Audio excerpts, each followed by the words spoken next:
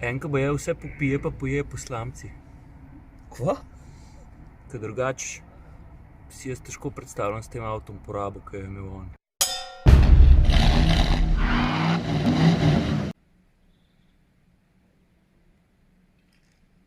Inač, naslednji dan, kar nadaljujemo. Včeraj nisem dosti povedal o avtomobilu, zdaj dajmo pa kar začeti. Najprej bom naštel par dejstev. Do zdaj so prodali več kot 19 milijonov Camryjev. Prodajajo ga v več kot 100 državah. Drugačih pa prodajajo po 700 jurjev na let. V Evropo jih pride pa samo 12 jurjev. Poljaki so tisti, ki so daleč najbolj navdušeni nad tem avtom. Evo, medtem ko brat Atmosferca raziskuje ta kufer, mislim, da ga je za 524 litrov. Znajce! Evo, takole približno zgleda kufer v praksi. To se pravi 3 letalski kovčki, 1 žoga, placa pa še kar veliko. Pa tukaj v drugi vrsti v prvem planu ni sam prostor. Mimogrede tega je v širino res veliko, ampak tudi sredinski naslon recimo je izjemno širok, pa ponuja veliko več kot sam cup holderja. Cup holderja sta tukaj, pa imaš pa tukaj še en gumb za prižgat. To pa že malo spominja na kakšnega Lexusa, ne? To se pravi površina občutljiva na dotik, kjer rihtaš stopinje. Prilagajaš recimo lahko naklon sedežev, dvigneš pa spuščaš si zavesco. To zgleda takole, Gre pa ta zadeva avtomatično dol, kad ti prestaviš v rikverc, to da imaš, lahko kaj vidiš. Pa so pa tukaj še stikala za prilagajanje radija, me pa ena stvar mot. Tale zaslonček ostane vklopljen čist... vidiš, je že zginil. A veš, če se ne odločiš hitro, kaj bi rad, vse lučke, bi bilo fajn, če bi bilo tako kot pri telefonih, ne, da bi nastavil čast osvetljenosti zaslona. Je pa zaradi tega občutek tukaj v drugi vrsti še malo bolj fancy. Nimajo pa vsi avtomobili tega. Tale recimo je malo bolj borno opremljen, pa imaš tukaj samo naslon, pa cup holderje. Kaj pa je to borno? Borno opremljen?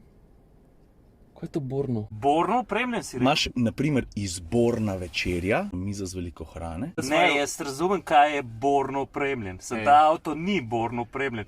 Poglej, v kakšnih zicih sediš. Na vsako besedo moraš paziti. Videl sta, ško sta vidva, stari? Jebena gramar nacija sta. Evo pa še par besed o zmogljivosti. Ta hibridni pogonski sklop že poznamo, recimo iz Toyota RAV4. Pa Toyota obljublja normno porabo 4,3 litra. Zdaj jaz te uradne podatke rad pustim ob strani, pa se zanesem na svoje ugotovitve. Včeraj smo se recimo bratje Atmosferci s porabo ves čas gibali med 5,7 pa 6,2, kar je glede na to, da smo vozili tako, kot pač vozimo kadarkoli, pa kjerkoli, to ne pomeni, da divjamo, ne? Je pa mogoče treba omeniti še en drug podatek, ne? En poljski novinar, Jure. Kdo je bil? Jaz se ne spomnim, kaj so rekli? Enka bo je vse popije, pa poje po slamci. Kva? Ker drugače si jaz težko predstavljam s tem avtom porabo, ki je imel on. Dec je zaključil testen dan s tem avtomobilom s porabo 3,8, sodeč po potovalcu. Pa še enkrat levo. Pa desno.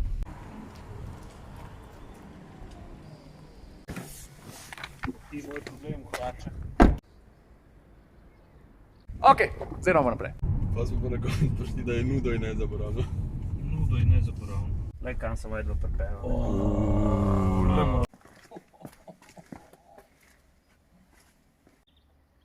A upava? Strelj!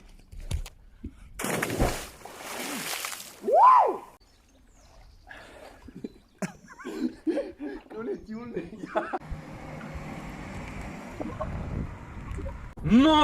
Marija!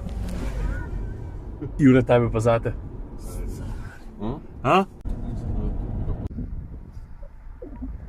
Pa ena stvari še nisem omenil, ne? Z novo generacijo se mi zdi, pa ne da se mi zdi, dejansko je to res, Camry meče stran konzervativen videz. Se mi zdi, da je ta avto kar drzno oblikovan, kar zanj prej ni bilo značilen, to je res. Pa v okviru tega paketa Toyota Safety Sense ima ta avto kupene serijske varnostne opreme, da poglej.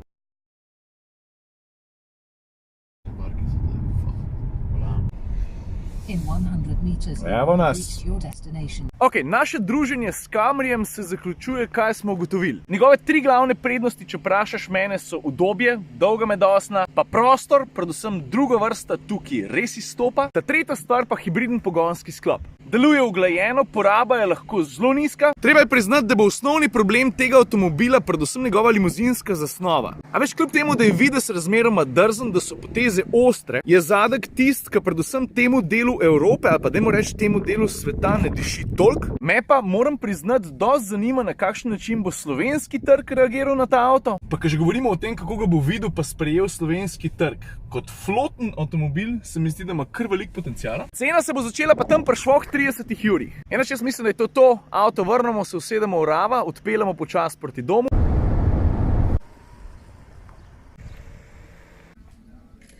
prav.